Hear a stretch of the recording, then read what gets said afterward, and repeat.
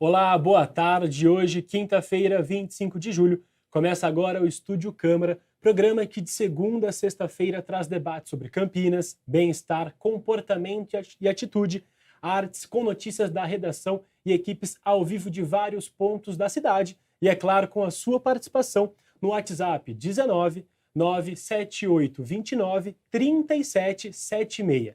E toda quinta-feira vamos falar sobre esportes aqui no Estúdio Câmara. E o nosso tema hoje é sobre o montanhismo e sobre a escalada. E por isso, ao meu lado aqui está o Lucas Sato, nosso convidado, guia e instrutor de escalada e montanhismo, e também o Gabriel Castro, nosso apresentador do Câmara Notícias e jornalista da TV. Lucas, uma boa tarde para você. Gabriel, uma boa tarde para você. Lucas, para começar, a escalada, montanhismo não é um esporte tão comum, né? Exato. Qual que foi seu primeiro contato com o montanhismo? Eu acredito que demorou, né? Primeiro de tudo, melhor. Qual foi o seu primeiro esporte? Como que você conheceu o esporte, seu primeiro esporte de infância? Que não foi montanhismo, eu acredito, né? Não. Aqui no Brasil a gente não tem, né, essa tendência aí de ter a montanha no quintal e tudo mais, né? Como é uma tendência aí da Europa. E meu primeiro esporte, assim, o esporte que eu segui, que eu treinei, que eu realmente me dediquei foi o tênis de mesa. Começou como uma brincadeira lá no condomínio que eu morava, a gente comprou a rede, jogava numa mesa de mármore, né, o famoso ping-pong, e isso foi evoluindo, fazia inglês numa escolinha, e aí o meu colega de inglês, ele já treinava, já era federado por um clube, e eu nem sabia que existia uma escola de tênis de mesa. E fui conhecer a escola, acabei fazendo aula e passei alguns anos aí da minha vida praticando. Comecei tarde, né, relativamente no esporte, para me tornar atleta, olímpico e tudo mais. Fui federado, competi, viajei o Brasil inteiro, mas nunca me destaquei assim, profissionalmente no esporte. E aí, quando eu entrei na faculdade, acabei conhecendo a escalada. Primeiro, a escalada indoor, né, que é a escalada que hoje virou esporte olímpico. E comecei a escalar num ginásio de escalada perto lá da casa da minha mãe, que eu morava. E aí acabei evoluindo para escalada em rocha. E aí eu sigo nesse caminho.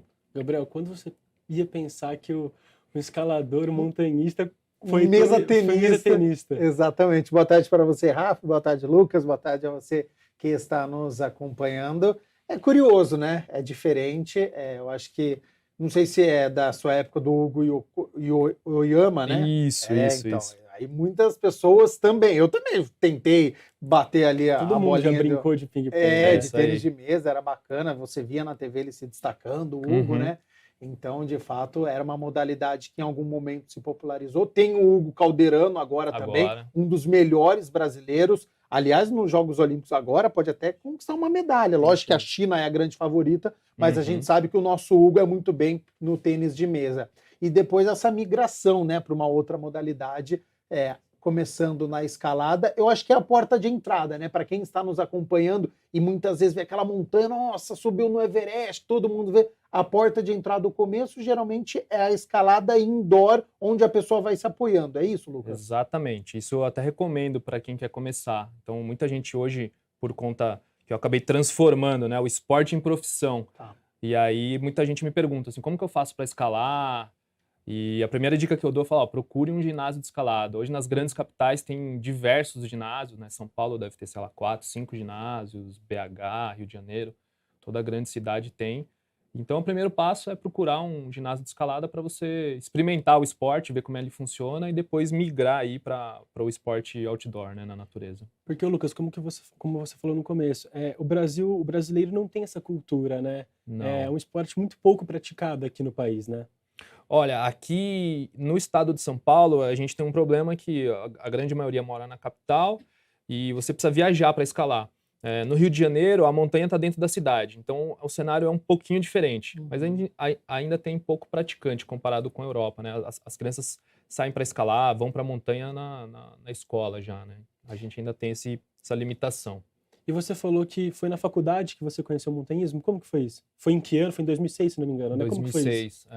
Eu entrei na faculdade muito novo, não sabia muito o que eu ia fazer, aí comecei a cursar um curso lá em São Paulo, na Anhembi Morumbi, que é específico para turismo de aventura. E um colega meu de faculdade falou, por que você não experimenta escalada? Você tem um biotipo de escalador, talvez você se dê bem.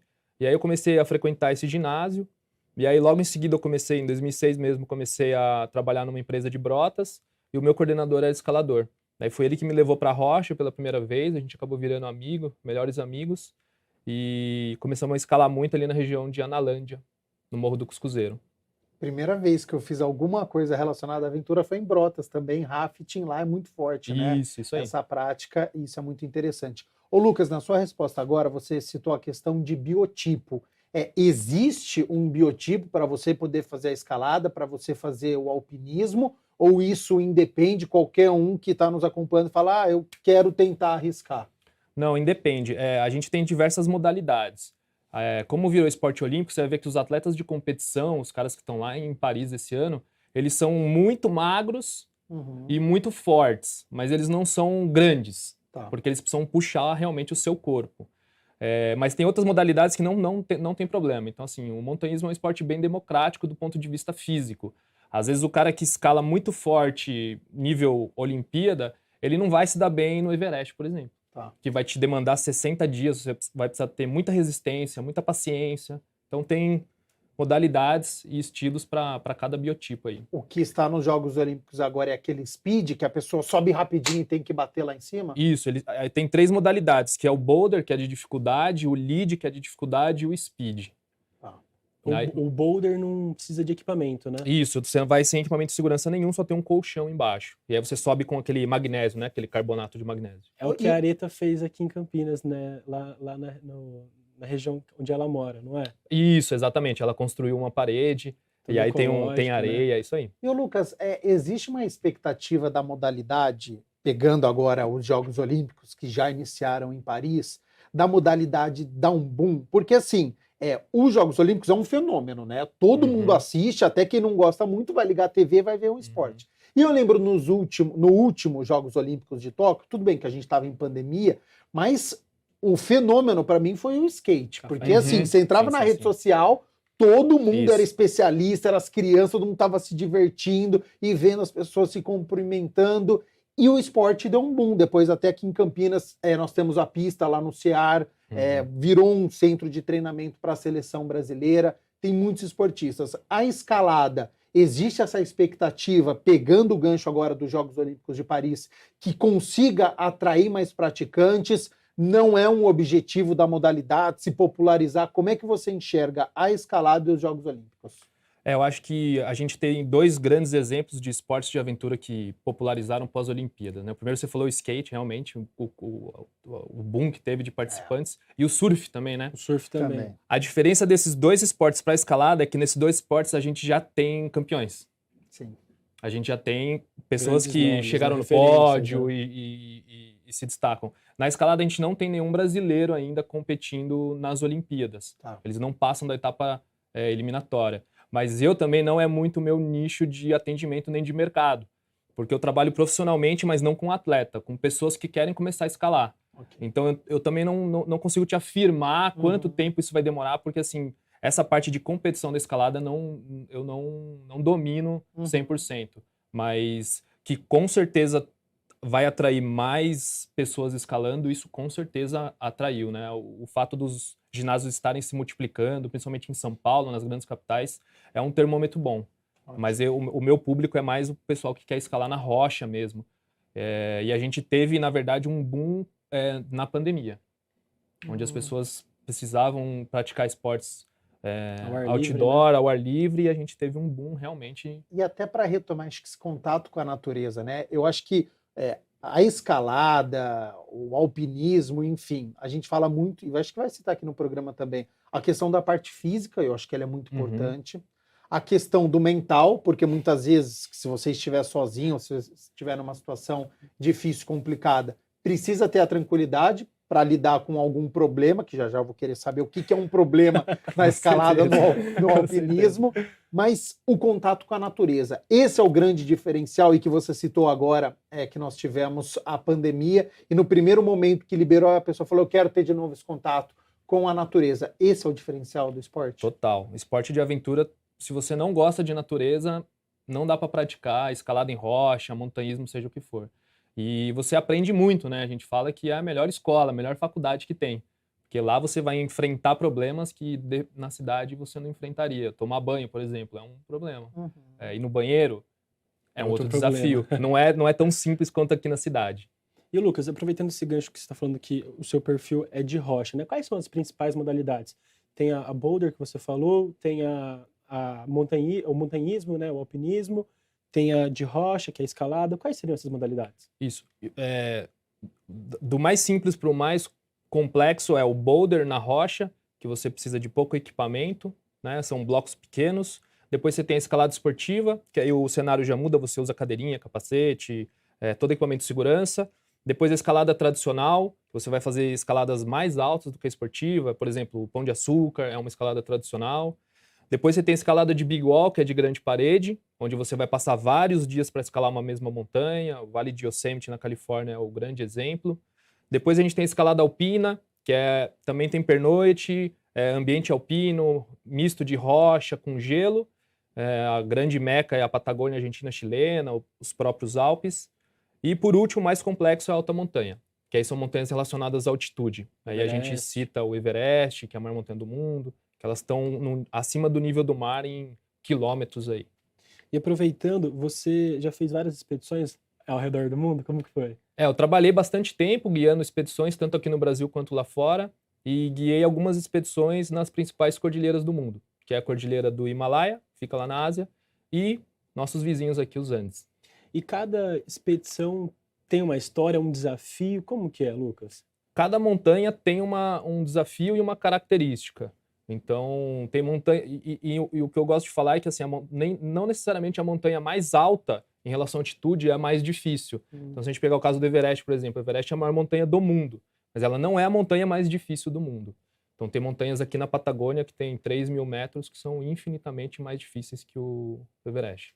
Aproveitando, daqui a pouco a gente tem um vídeo seu, né, no Everest, foi no ano de 2014, daqui a pouco a gente vai colocar para rodar. E como que é, Lucas? Durante essas expedições que você fez, você, igual o Gabriel falou que ele queria saber dos problemas, já teve algum perrengue, algum desafio assim que você não imaginava? Conta pra gente. Já. Quando a gente vai para essas montanhas que têm grandes altitudes, o pessoal imagina que o grande perigo seria um congelamento, alguma coisa assim, né? Sim. Eu vou congelar meu pé. E, na verdade, o grande perigo é a própria altitude. Então, você colocar o seu corpo em altitude é, de longe, o maior problema que a gente pode encontrar. E aí a gente passa por um processo que chama aclimatação. Sim.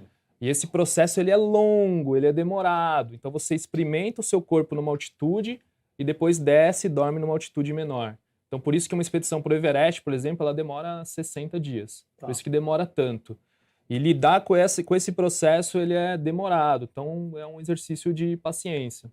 Ô Lucas, ainda sobre esses perrengues, né? Eu lembro que eu entrevistei o Rodrigo Raineri em 2017. E eu tinha feito essa pergunta para ele, né? Para ele contar um pouquinho sobre as dificuldades, os problemas. E eu nunca esqueço, ele me lembra que uma vez ele foi fazer uma expedição e quem estava guiando ele, eu acho que era na Ásia, se não me engano, era um indígena. E aí ele que sabia o caminho certinho para chegar até uma certa base.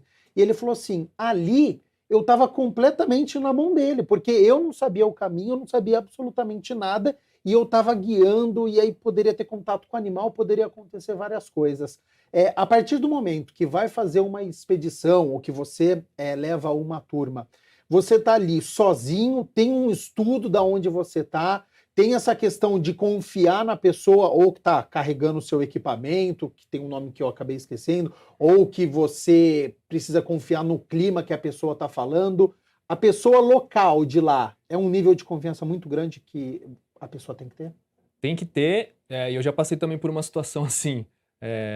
No próprio Everest, em 2014, eu estava guiando um grupo para o acampamento base e o meu guia teve esse problema com a altitude, que a gente chama de MAN, né, que é mal agudo de montanha, ele teve que ser evacuado de helicóptero.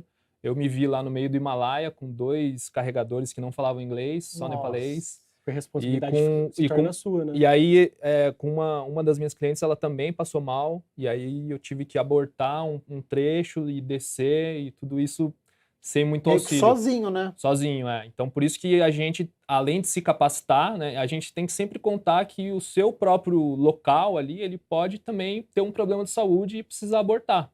E aí, por isso que a gente tem que estar muito bem capacitado e saber muito bem o que a gente faz.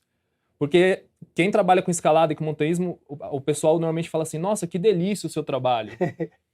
Nossa, nem parece trabalho, que é tudo por trás, mas né? é trabalho, né? Não tô lá me divertindo, né? Quando eu tô Claro. dando curso, quando eu tô guiando alguém, parece muito bonito, né? Lá no Instagram é tudo lindo, Sim. mas é trabalho. Sobre isso que você falou, que você não está se divertindo, é o seu trabalho. Se você estiver com alguém e alguém está se divertindo, quero tirar foto, você vê que ele está destoando um pouco. Existe essa conversa ou você deixa falar, essa pessoa é um pouco mais animada, eu vou deixar ela assim? Existe, sei lá, um respeito pelo local, é um silêncio ou cada um é de uma maneira? Não, cada um é de uma maneira. A gente tem que respeitar algumas condutas que a gente precisa ter no ambiente natural. Então tem lugar que não é legal fazer barulho, que você tem que ficar mais em silêncio. Mas hoje é super tranquilo, assim. A gente tem alguns problemas de condutas na natureza, mas estão muito mais relacionadas à superpopulação, assim, de muita gente, deixar lixo. Esse eu acho que é o maior problema. Pessoal, aproveitando aqui o gancho que você falou do trabalho, Lucas, eu vou acionar a minha repórter, a Luana Galiza, que hoje pela manhã ela acompanhou um feirão de empregos em uma faculdade daqui de Campinas. Boa tarde, seja bem-vinda, Luana. Boa tarde, Rafael. Boa tarde aos convidados. E eu continuo trazendo aqui boas novas aí para o pessoal que está assistindo a TV Câmara Campinas. Eu estou aqui no Feirão de Trabalho e Oportunidades que hoje está sendo realizado na Faculdade Anhanguera, que fica aqui quase em frente a João Boy do Lope e entre o endereço Rua José Rosolém 171, no Jardim Londres. Então, se você mora aqui pela Redondeza, mora aqui pelo Jardim Londres, Castelo Branco, Nóbrega, Pauliceia, você levanta do sofá e vem pra cá, porque tem muita oportunidade. Olha aqui, Rafael. Aqui atrás você pode ver, tem oportunidade de trabalho no Pague Menos. Se você é vigilante, tem na empresa GPS SA, Atacadão e Carrefour. Só que assim, aproveitando, quem vai falar melhor sobre as oportunidades de trabalho é a Camila Garrido Pereira, ela é coordenadora do CEPAT. Boa tarde, Camila. Boa tarde, muito obrigada pela oportunidade. Camila, vamos ajudar aí o pessoal que está procurando emprego? Quantas vagas vocês têm disponíveis no dia de hoje? Olha, só hoje mais de 1.000 vagas no nosso painel. É importante dizer que dessas mais de 1.000, 400 delas estarão disponíveis aqui hoje no feirão para entrevista e seleção. Na verdade, o feirão, o diferencial dele é esse. É ter junto conosco, nesse momento do feirão, nessa ação, as empresas para já realizarem entrevista, seleção e o que a gente espera, as contratações. Para a pessoa que estiver interessada, mora aqui do lado ou tem um fácil acesso aqui a João Boy do Lope, que fica aqui próximo ao Covabra, né, um pouco depois da faculdade, tem que trazer quais documentos? Olha, importantíssimo, a carteira de trabalho, seja ela digital ou física, um documento com foto e, se possível, o currículo. Passando pelo CEPAT, a gente já faz uma triagem, já é um trabalho que a gente já busca extrair do trabalhador todo aquele potencial que ele tem, escolaridade, mas é importante porque como os trabalhadores também passarão com as empresas, é importante trazer o currículo até para que ele deixe com elas. Sabe o que eu acho mais legal do feirão? É que a pessoa tem a oportunidade de ter contato com agentes do CEPAT, que eles vão dar ali para você a informação imediata, vão esclarecer várias dúvidas, seja de currículo, tem palestra. Se você não conseguir aqui chegar até o horário da distribuição de senha, pode participar também das palestras, né? De como se vestir, ter confiança, como fazer um currículo. Com certeza, olha, o feirão ele começou às 9 horas da manhã, mas vai até às 16 horas da tarde e está aqui à disposição, inclusive com um cafezinho que a gente colocou aqui para receber muito bem você trabalhador ou você microempreendedor que queira, então, ou uma vaga de emprego ou uma oportunidade na geração de trabalho e renda. A pessoa não conseguiu vir hoje, pode procurar o CEPAT? Com certeza, olha, o CEPAT, ele tem 3 unidades em Campinas, uma central na Avenida Campos Sales, 427, mas também temos no Agiliza Campo Grande e Agiliza Ouro Verde. Essas unidades estão com o painel à disposição. É importante dizer, o painel do CEPAT é muito dinâmico, as vagas entram e saem a todo instante, então tá ali, olha, sempre com oportunidades no mercado formal. Camila, muito obrigada aí por esclarecer as dúvidas do pessoal de casa. Imagina, eu que agradeço a oportunidade de divulgar. Muito obrigada. Pessoal, se você está em casa então e mora aqui perto, vem para cá, aproveita a oportunidade. Mesmo se não conseguir senha, vem já para agilizar, assistir as palestras, aproveitar para se aperfeiçoar e sair da parte de desemprego, né? É muito bom ganhar, se sentir útil e ganhar o seu próprio dinheiro. Vou passar aqui o endereço para vocês novamente. Hoje está acontecendo aqui na Faculdade Anhanguera, na rua José Rosolém, 171, no Jardim Londres. Fica logo depois ali do supermercado Covabra, quase em frente da John Boy do Lope. Rafael, mando aí para você. Luana, muito obrigado por todas essas informações. E lembrando, pessoal, que o feirão acontece até às 4 horas da tarde lá na Faculdade Anhanguera. Acabando aqui o Estúdio Câmara, dá uma passada lá, quem está procurando emprego, que é importante. Como a Luana falou, são 400 vagas, é muita coisa, é bem legal, viu? E, pessoal, voltando aqui para o nosso bate-papo, Lucas, você falou então que você só foi uma vez para o Everest, né? Que foi em 2014, né? E você já encontrou algum bicho lá? Como é essa questão dos animais selvagens? Vocês encontram em uma expedição? Como que é? Conta pra gente. Lá no Himalaia, como é uma região mais fria, a gente não encontra esses animais que a gente está acostumado aqui no Brasil, né? A abelha, ou aranha, cobra, né? Que é o que o pessoal mais pergunta se encontra. Lá o mais comum são os iaques, né? Ele é tipo um bisão, não é? Parece isso, ele é tipo um bisão, né? Um boi bem peludão. E esses animais, eles fazem o transporte de carga. São eles que levam parte das malas, do equipamento que vai ser montado, o equipamento base. Por mais que a gente imagina que no Everest é um lugar super afastado e inóspito, na verdade tem vários vilarejos no caminho, né? Então se faz o trekking, acampamento base do Everest. Então é um lugar que tem bastante gente morando e passando por lá. E aqui no Brasil, qual o bicho que se você encontrar é problema? Olha, na escalada o bicho que é problema é a abelha. Tá vendo? Eu tenho certeza que quem está nos acompanhando não ia pensar na abelha. Não, abelha. Cobra, aranha, mas abelha... Na escalada, como a rocha ela é bem vertical, e é muito difícil encontrar. Aranha, assim, às vezes encontra, mas a aranha perigosa, na verdade, ela tá dentro de casa, né? Que é a aranha que não faz teia, ela vai estar atrás do quadro, que é a aranha marrom, armadeira. Dificilmente ela vai estar lá na rocha. Cobra, dificilmente ela vai estar lá porque não tem o que ela se alimentar e não é tão problema. É mais na trilha mesmo. Tá. Agora a abelha, cara, a abelha é um bicho perigoso, porque ela não ataca sozinha, ela ataca um enxame. A gente já teve vários acidentes aqui no Brasil com um enxame de abelha. Nossa. E ela fica intocada no buraco. Então é um tipo de animal que, assim... Você enfiou a mão lá, quer dizer que você tá meio que atacando ela e ela vem pra cima. E não vem uma, né? Vem um enxame inteiro, são milhares. E aí não tem o que fazer? Não, cara. A abelha descer e ir embora. É descer e sair correndo. Não tem o que fazer, infelizmente.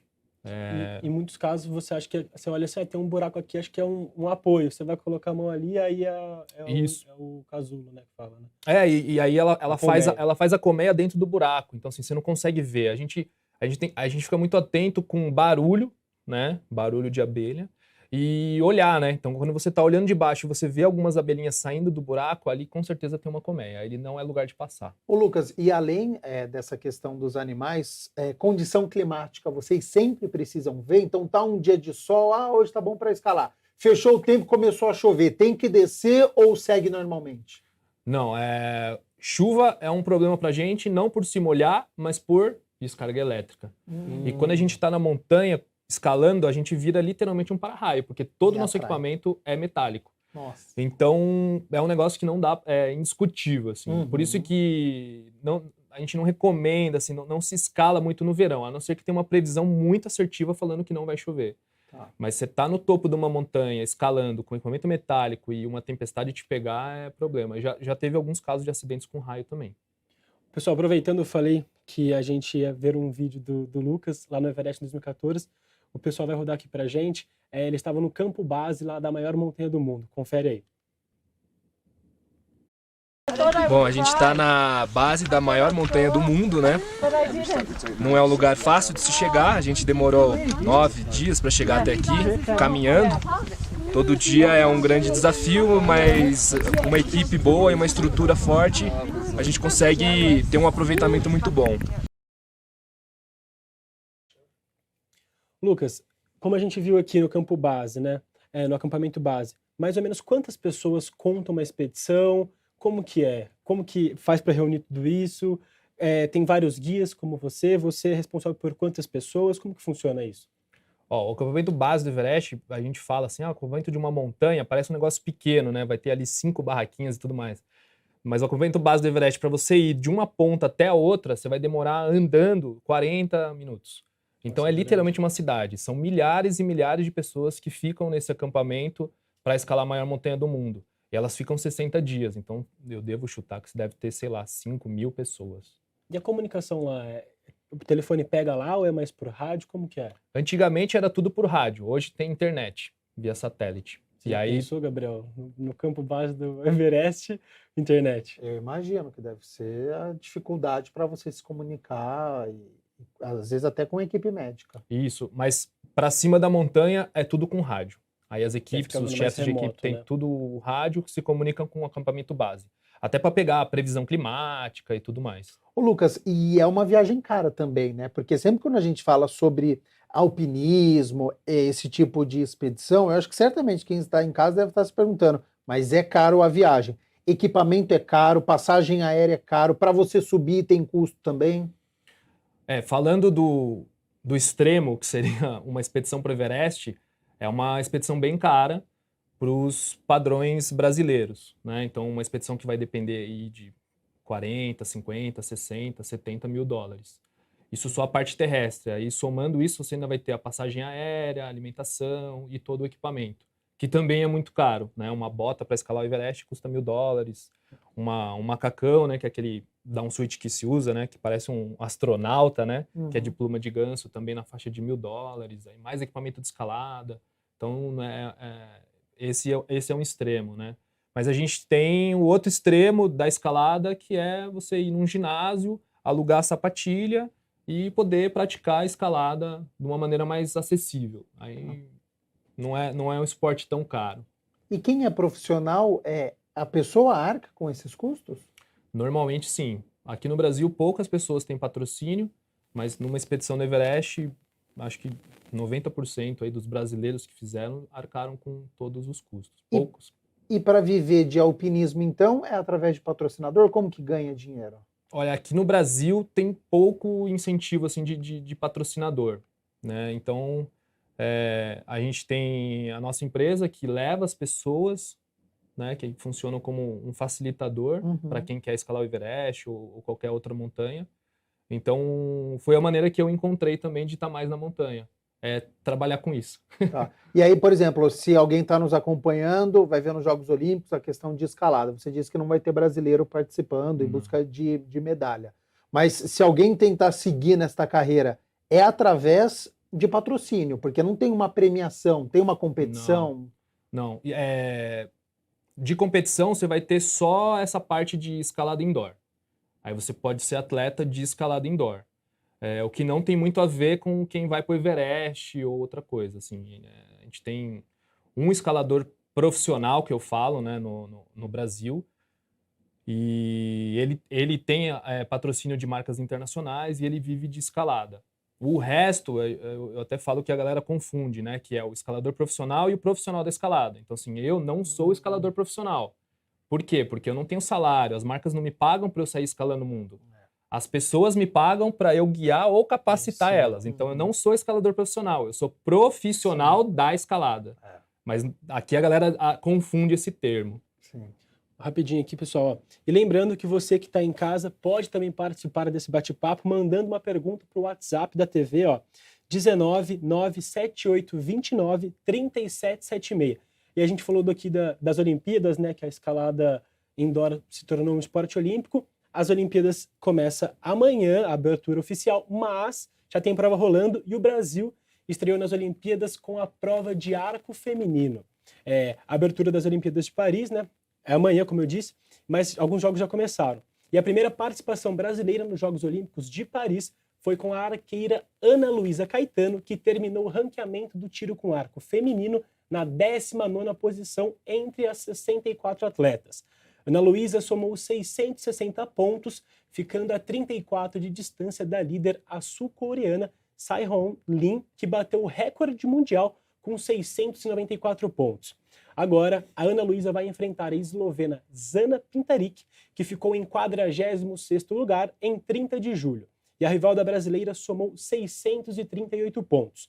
E ainda no tiro com arco, o número 1 do ranking mundial no masculino, o Marcos de Almeida, o favorito à medalha de ouro, o arqueiro ficou em 17º entre os 64 atletas na fase classificatória do tiro com arco masculino.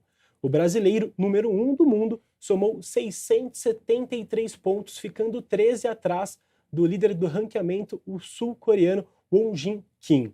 Marcos agora vai enfrentar na primeira eliminatória o ucraniano Maikalo Uzak, que ficou em 48º. Uma boa sorte aos dois arqueiros, a Ana Luísa e o Marquinhos. Já vou no Twitter lá twittar, boa sorte pro Marcos. Eu sou especialista em tiro com arco já, aproveitar que é Jogos Olímpicos. Você é número 1 do mundo, a gente tá falando também sou especialista, olha, não é? aí, lembra Jogos Olímpicos, todo mundo vira especialista. Você também não vai, Lucas, falar alguma coisa lá? Eu gosto. Olimpíadas dá um clima diferente pra gente, né? Pessoal, vamos rapidinho para um breve intervalo. A gente volta aqui depois para continuar esse papo gostoso aqui com o Lucas e com o Gabriel sobre escalada e montanhismo.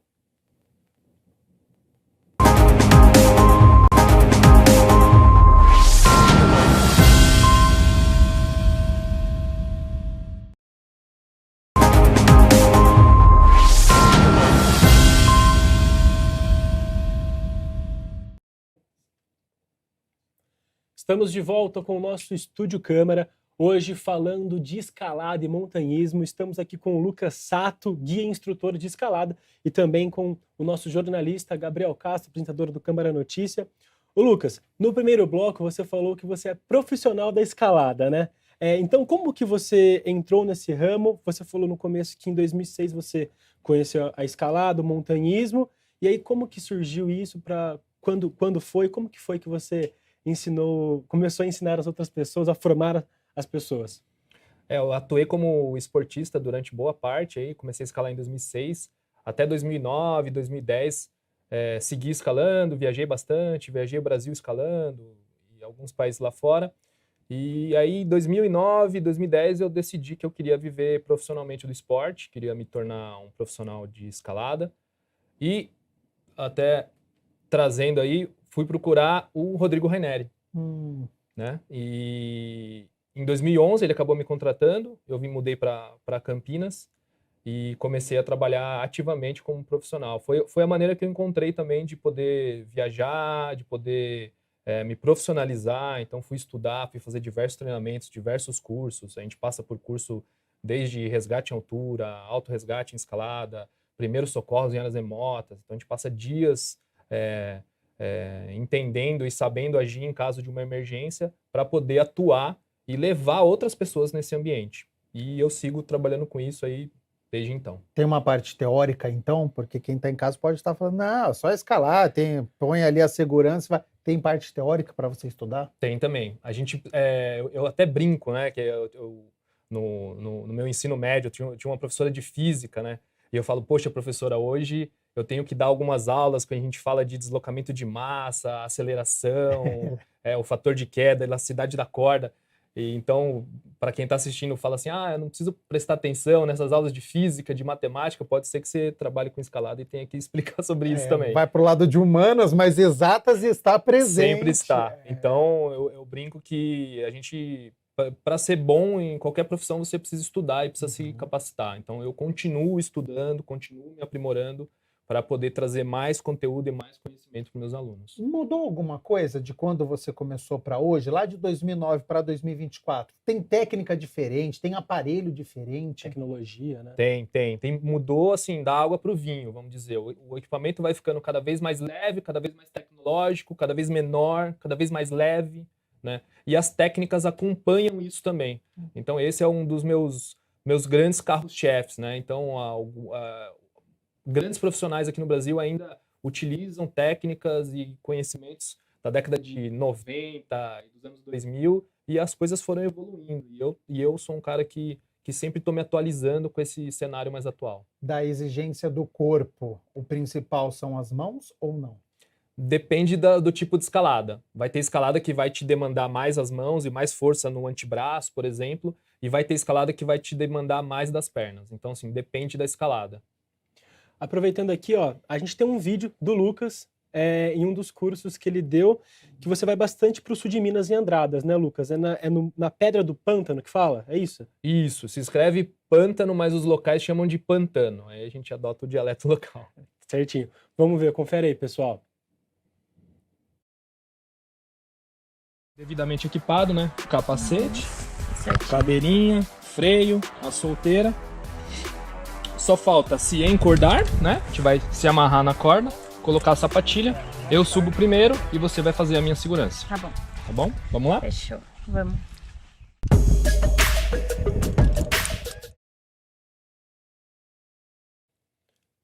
Lucas, como a gente pode ver aqui, você fala da questão da segurança dos equipamentos, né? Quais são os principais equipamentos que a escalada exige, o montanhismo exige? Você falou ali do capacete, da cadeirinha. Quais são esses equipamentos? Para praticar escalada em rocha, começando da cabeça, é o capacete, e aí existe um debate muito grande sobre o uso do capacete em algumas modalidades. Eu sou um pró-capacete, assim como o esqui teve essa tendência de não se usar capacete. Na escalada ainda é muito comum não usar o capacete, mas eu sempre faço a pergunta, para que você vai querer proteger o seu cérebro? Exato. Não é uma parte tão importante do nosso corpo, né? Então, assim, tem que estar de capacete, tem que usar capacete. Então, a gente usa um capacete, que é um capacete próprio para escalada. Depois, na parte da cintura, a gente tem um equipamento que chama cadeirinha, que é basicamente o cinto de segurança do escalador. Então, ele veste, ela tem fivela para você regular. E aí, a gente vai ter os mosquetões, que são os conectores, a corda de escalada, que é um fator importantíssimo, sem ela a gente não conseguiria escalar, que é uma corda que ela tem elasticidade para esticar durante uma queda, porque se essa corda não esticasse, a gente não poderia cair na corda, senão ela quebraria, né, com a força do impacto, o meu próprio corpo. Então, o que faz fechar essa equação para a gente ter uma escalada segura é a corda ser dinâmica, que a gente fala, ela absorver impacto. E uma coisa que os escaladores... a gente brinca, né, que tem dois prazeres de chegar no cume da montanha. O primeiro é chegar no cume e o segundo é tirar a sapatilha de escalada. Por quê? Porque não é um calçado muito confortável de se usar. Então, assim, eu até brinco com os alunos. Se você aspecto de segurança. Não, se você colocou ela no pé e ela tá que nem um tênis, ela tá errada, a gente fala. Tem que estar incomodando. Ela tem que estar justa. E a gente não tá acostumado a usar calçado justo. Então, sem ela também a gente não consegue escalar. É um item importantíssimo. Essa moça que a gente viu é uma das mais de 400 pessoas que você já formou ao longo desses anos? Isso, esse ano a gente está chegando em 500 alunos. Só eu, né? Lá na empresa teve outros instrutores antes de mim, então a gente deve ter na faixa aí de mais de 2.000, 3.000 pessoas. Ô Lucas, se você for fazer uma expedição um pouquinho maior, pode ser que dure 2 dias, por exemplo, como é que é a questão de alimentação? Aqui no Brasil, a gente ainda leva um fogareiro a gás, né, um botijãozinho de gás butano, e a gente consegue preparar a comida dependendo do que você for preparar, né? Então, eu vou fazer ali um macarrão com calabresa, alguma coisa assim ainda mais simples. Agora, em grandes expedições, a gente leva um tipo de comida que chama liofilizada. Ela é literalmente desidratada. E aí você coloca um pouquinho de água e ela volta a ser comida novamente. Então, porque não dá, né? Como é que você vai levar Quanto pesa uma mochila de um escalador? Olha, depende da expedição? Depende da expedição. Mas tem uma média, a gente que trabalha, a gente que trabalha com isso, a gente sempre leva coisas a mais, né? Numa grande expedição, assim, só o nosso kit de primeiros socorros dá, sei lá, uns 2, 3, 4 quilos. Mas a mochila pode chegar, assim, de um escalador, dependendo da modalidade, pode chegar até 30 quilos. Banheiro e banho, como que faz numa expedição um pouquinho maior aí, 2, 3 dias, por exemplo? Hoje, aqui no Brasil, a gente tem um recipiente que o pessoal chama de shit tube. Aí o próprio nome já diz, né? Por quê? Porque a gente tem muita gente praticando atividade de montanhismo, principalmente aqui na Serra da Mantiqueira, e essas pessoas que vão para a montanha, elas precisam evacuar. Sim. Imagina se todo mundo evacuar lá na natureza. Então não tem não comporta, principalmente no topo dessas montanhas que a gente tem aqui na Mantiqueira, que estão acima de 2.000 metros de altitude, é um outro tipo de vegetação, o solo é totalmente diferente, às vezes não tem areia, às vezes é de pedra, e aí imagina se todo mundo fizer lá. Então a gente tem um problema. Então o Cheat Tube veio para fechar essa equação também. Então você faz, guarda no Cheat Tube e você carrega com você. E guarda com você. E aí eu brinco, né? Que aí você também vai comer pouco porque você vai ter que carregar o que você faz. Exato. Então você come menos. E o lixo vocês carregam também. Tem que trazer tudo. Essa questão ambiental é importante também, né? Tem que trazer tudo. Tem que trazer tudo de volta. A gente tem uma regrinha que é de mínimo impacto. E essas regrinhas, elas nos falam, né? Que a gente tem que ser cordial com os locais, não pode deixar lá o resíduo lá na montanha, não pode falar alto, não pode soltar fogos.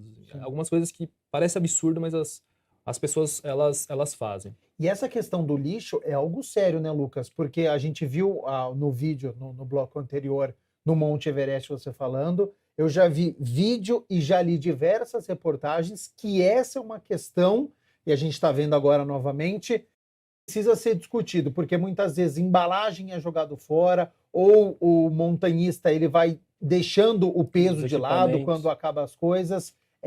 O que se discute hoje para diminuir este impacto e o montanhista conseguir aproveitar a natureza e a natureza conseguir ainda aguentar a quantidade de pessoas, que é milhares, ao longo dessas expedições? Aqui no Brasil, a gente tem que se conscientizar que o único jeito da gente fechar essa equação de novo é educando. É educação. A gente precisa educar o esportista. A gente precisa educar o montanhista que está indo para a natureza para não deixar o lixo e para deixar aquele ambiente melhor do que ele achou. Então a gente, quando vai, principalmente nesses lugares que eu frequento muito, a gente sempre leva o lixo que eu encontrei lá, por exemplo. Então não tem por que eu deixar o resíduo que eu encontrei. Então, vi uma tampinha plástica, eu pego. Vi uma bituca de cigarro, eu pego e levo e descarto. Agora, nessas grandes montanhas, aí o discurso é outro. Por quê? Porque a gente está multiplicando esses praticantes por 1.000, 2.000, 3.000. E aí realmente é muito resíduo. Tá? Mas até o próprio governo, falando lá do Everest, até o próprio governo tem programas para você trazer o lixo de volta. Né? Na verdade, pela regra que você assina lá o permit, você tem que trazer tudo que você consumiu e deixou lá. Né? Então, assim... o que acontece é que a galera dá uma burlada e deixa o lixo lá mesmo. Mas aqui no Brasil essa questão de educação está dando certo. As expedições, quando você faz, você não encontra muitas coisas, ou não? Não. Infelizmente não. Essa é a parte ruim da popularização da montanha. Ela vai ficando mais conhecida, ela vai atraindo mais gente, vai atraindo mais lixo. Tá. Então, assim, educação. Né? Tem que educar. Não tem jeito, tem que educar. E assim, papel higiênico a gente encontra muito, bituca de cigarro encontra muito... Então é realmente educar. A gente sabe que não vai acontecer do dia para a noite, mas não tem jeito. Mas, pessoal, chegou mais uma notinha aqui da redação, porque ainda hoje pela manhã, a seleção brasileira feminina de handebol enfrentou a Espanha na estreia e venceu a seleção espanhola por 29-18, com destaque para a goleira Gabi Moreski, que segurou tudo na defesa, e a Tamires Araújo, que fez 3 gols e deu 4 assistências na partida. Agora são 2 pontos na tabela para o Brasil no grupo B, em busca da classificação para a próxima fase. Uma boa sorte para as meninas no próximo jogo. E ô Lucas, surgiu uma pergunta aqui de um telespectador, o João Alves do Cambuí. Ele está perguntando, aqui na região de Campinas, quais os principais pontos, se existe alguns principais pontos para fazer escalada, para fazer montanhismo, no outdoor, né, no ar livre.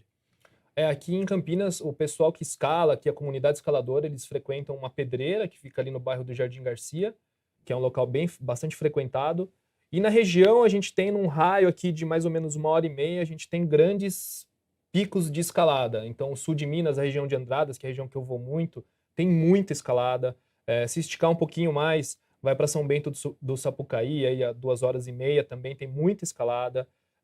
O Cuscuzeiro, como eu falei, em Analândia, é um outro point super legal de escalada. A região de Bragança Paulista tem diversos picos. Então, pegou o carro, 1h30, você chega em vários locais aí próprios para realizar a escalada em rocha. Você está falando do sul de Minas, em Andradas. Lá é meio que a sua casa assim, da escalada, né? Porque além de você ser escalador, você também é a pessoa que faz os caminhos da escalada, Lucas. Como que é isso? Isso, Andradas eu brinco que foi paixão ao primeiro camalô, que é um tipo de dispositivo que a gente coloca lá na fenda. Porque é pertíssimo aqui de Campinas, né? 1h30 eu tô no pé da montanha, então pra gente que mora aqui é muito, muito bom, né? Muito simples. E é o tipo de escalada que eu gosto, que é uma escalada mais longa, usar proteção móvel. E teve o boom dela nos anos 2000, mas ela estava meio parada em termos de conquistas, né? De novas vias.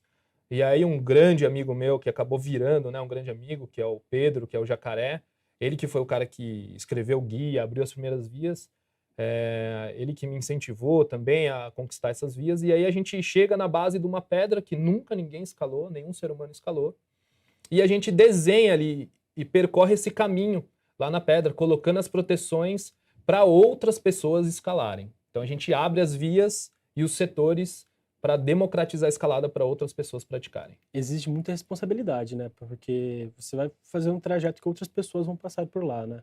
Também, essas proteções que a gente coloca, se elas são fixas, né, que é tipo um parafuso que você chumba lá na rocha com um olhar, a gente coloca e literalmente as pessoas podem cair nesses dispositivos. Então é uma responsabilidade enorme, tem que ser feito por alguém que tem muita experiência. Lucas, como que você lida com o medo? Porque você falou, nunca ninguém escalou. Se nunca ninguém escalou, tem algum motivo para ninguém ter se arriscado e ir até lá. Como que é? Você é a primeira decide, pessoa, né? você toma essa decisão de falar, não, eu quero ser o primeiro, eu quero tentar. Como que você lida com o medo? Como que você enfrenta essa questão?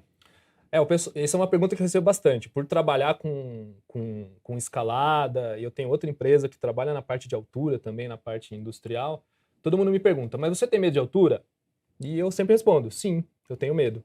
Então o medo é o nosso instinto mais primitivo. Então assim, não tem nada mais primitivo do que o medo de morrer, né?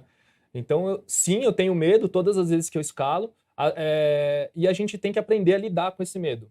E como que a gente lida com esse medo? De 2 motivos. Primeiro, confiando no equipamento, então eu sei que o equipamento é seguro, e o equipamento de escalada é hiper seguro. Faz teste antes de ir. Isso, são normas internacionais, então assim, é um equipamento hiper seguro.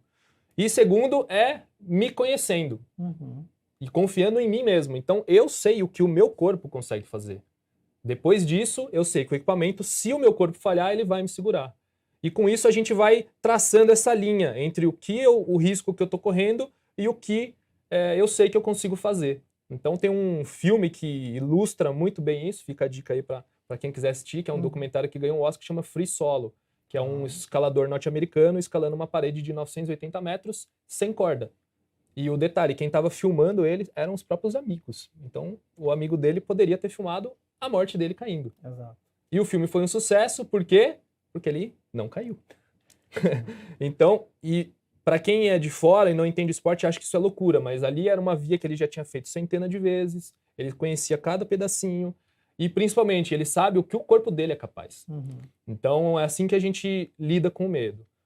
Você já precisou desistir muitas vezes? Às vezes estava chegando perto do cume, você fala, não vou conseguir, mas atingir o meu objetivo. Tem isso também? Tem.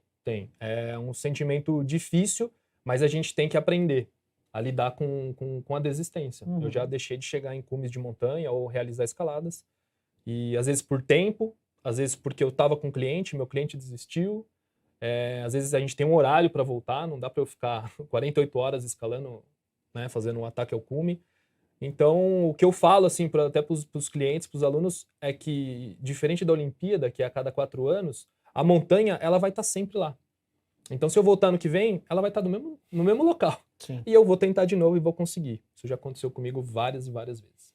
Ainda em clima olímpico, como você falou de Olimpíada, né, que é de 4 em 4 anos, logo, às 2 horas da tarde, a seleção feminina de futebol estreia nas Olimpíadas de Paris contra a Nigéria. A equipe comandada pelo técnico Arthur Elias entra em campo em Bordeaux e a seleção vai contar com a camisa 10 Marta em sua 6ª edição dos Jogos Olímpicos.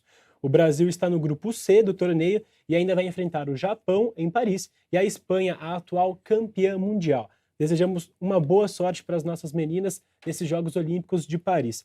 E Lucas, e quantas vias você já fez em Andradas lá no sul de Minas?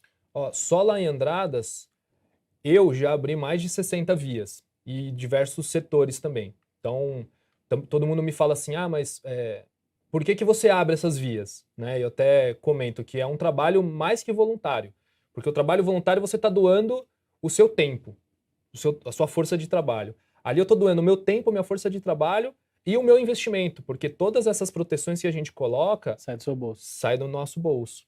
Tá? Então, e muita gente fala, nossa, mas por que fazer isso? Né? Então foi o jeito que eu encontrei de deixar um legado e deixar o meu nome aí para o esporte, como contribuição para o esporte. Ô Lucas, quando você faz o caminho lá, um caminho que ninguém fez, e aí você fala, tá bom, é por aqui. Você tem que decorar isso ou você deixa alguma coisa lá para você saber que é por aqui? Porque um pouquinho que você for pro lado já pode te prejudicar. Uhum. Se a via ela não tem proteção móvel, né, que é um tipo de entalador que a gente coloca na fenda, a gente tem que colocar um parafuso, literalmente. Então o caminho ele é ditado pelo caminho que as proteções fazem lá na pedra. E aí esse é o caminho que a pessoa tem que seguir. E aí o que a gente faz é documentar isso depois. A gente faz o que a gente chama de croquis, né? Seria um desenho falando como que qual que é o grau de dificuldade, se é muito difícil fisicamente, se é muito exposto, né? Se as proteções estão muito longe. Então a gente faz esse desenho e hoje, com o avanço da internet, né, a gente publica na internet, as pessoas conseguem baixar ou olhar e ir lá conhecer essa via que a gente conquistou. E aí tem alguém para validar isso que você faz? Não. O grau de escalada, falando da escalada em rocha, quando a gente escala uma rocha, ela tem um grau de dificuldade físico, que a gente chama de grau em livre. Esse grau, quem consolida ele da via é a própria comunidade escaladora. Então não tem um avaliador, vamos dizer, que vai lá e fala, esse é quinto, esse é sexto, esse é sétimo. É a própria comunidade. Então entra-se num consenso de qual que é o grau e ali tá o grau que a via é. E o que você precisa analisar, que você pode contar pra gente, para você formar este caminho? Porque às vezes com a sua habilidade você consegue, mas numa expedição, uma pessoa que não tem muita experiência, por mais que seja apta, um iniciante, ele não vai conseguir te seguir. O que você precisa para falar, tem este caminho, eu consigo, mas as outras pessoas também?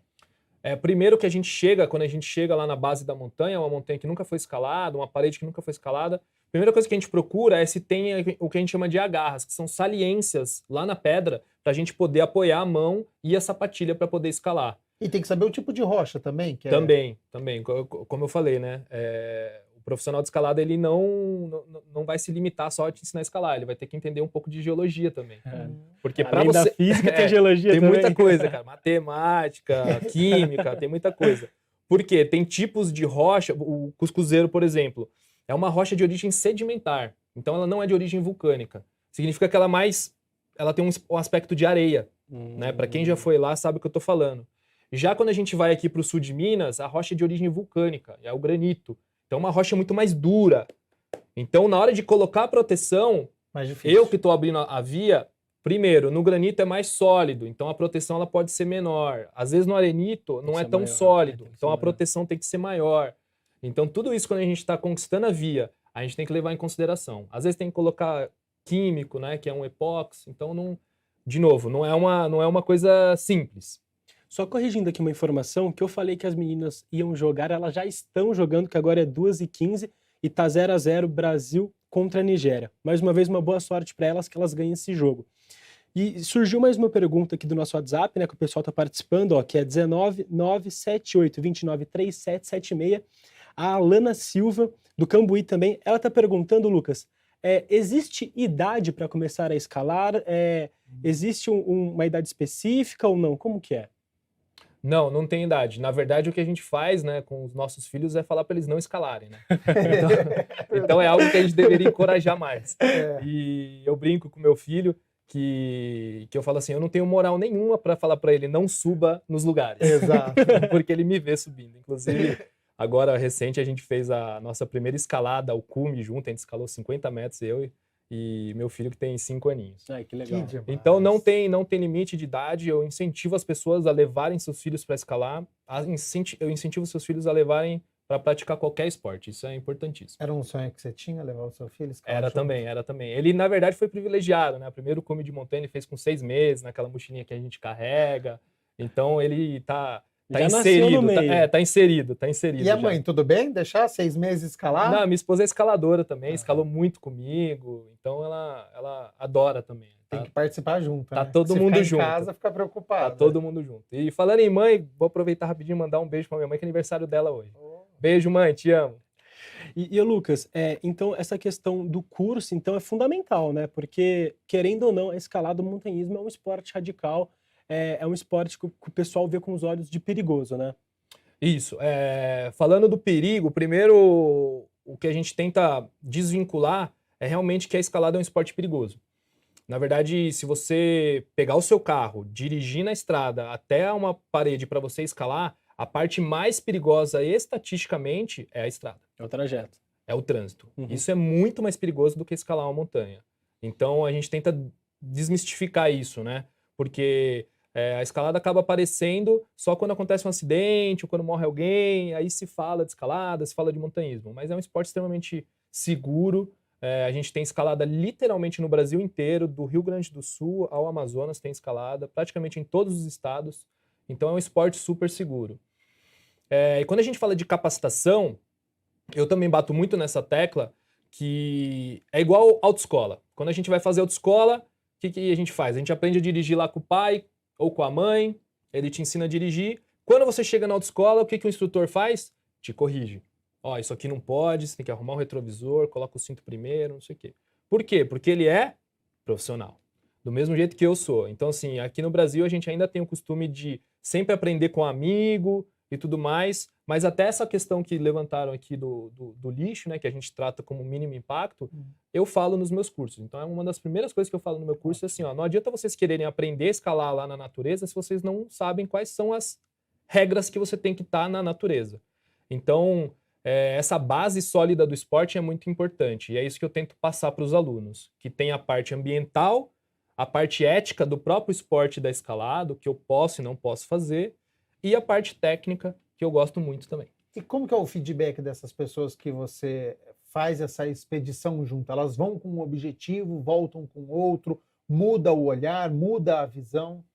Olha, os meus alunos, a grande maioria deles começa com um nível de curso que eu tenho, que é o curso básico de escalada, onde eles vão aprender desde a história do esporte, o porquê dos equipamentos, a evolução dos equipamentos, todas as técnicas. E aí eu tenho um programa que eu continuo com esses alunos até eles se tornarem independentes, até eles escalarem por conta mesmo. Então esse é o meu grande objetivo como profissional, é formar essas pessoas para que eles sejam bons esportistas. Lucas, a gente está chegando aqui no final. A última pergunta aqui, né, para o pessoal que está em casa, que eu acredito que também ele tem essa dúvida. Qual que é a magia da escalada, do montanhismo? Qual que é aquela sensação de dever cumprido que o montanhismo traz? Acho que é a conquista, né? Você chegar no cume de uma montanha ou você vencer o desafio é algo inexplicável. As pessoas me perguntam assim, nossa, mas por que vocês vão para as montanhas? Porque vocês chegam no topo, tiram uma foto e descem. Então é um sentimento indescritível, assim, não tem como explicar em palavras o quão prazeroso é praticar o esporte e chegar no cume de uma montanha. E como a gente falou, cada expedição tem a sua emoção, tem o seu... Exato, cada montanha né? é diferente. Então na Montanha Nevada você passou muito frio para chegar, às vezes aqui no Brasil você passou muito calor para chegar no cume. Então cada montanha tem o seu desafio e sua beleza também. Lucas, muito obrigado pela sua participação, por contar a sua história na escalada, no montanhismo, por explicar sobre esse esporte que não é tão falado aqui no país, né? Não é da nossa cultura. Muito obrigado pela participação, viu? Valeu, eu que agradeço. Gá, muito obrigado também pela participação. Adquirimos cultura aqui, né? Sem sombra de dúvidas. Saí muito mais rico pela aula que o Lucas deu aqui pra gente, sobre uma modalidade da questão do medo, que acho que muitas vezes fica, da questão do preço também. Então, acho que isso é muito importante para quem está nos acompanhando, buscar um profissional e, quem sabe, aí se desafiar indo para as mais variadas modalidades e áreas que tem a escalada e o montanhismo. É isso, galera. Muito obrigado mais uma vez, viu? E obrigado também para você aí de casa pela companhia. A gente fica por aqui. Te espero semana que vem em mais um Estúdio Câmara sobre esportes. E amanhã, aqui no Estúdio Câmara, a jornalista Alexandra Dias vai comandar o programa sobre cultura, que vai falar sobre a arte inclusiva. Não perca, um abraço, tchau, tchau.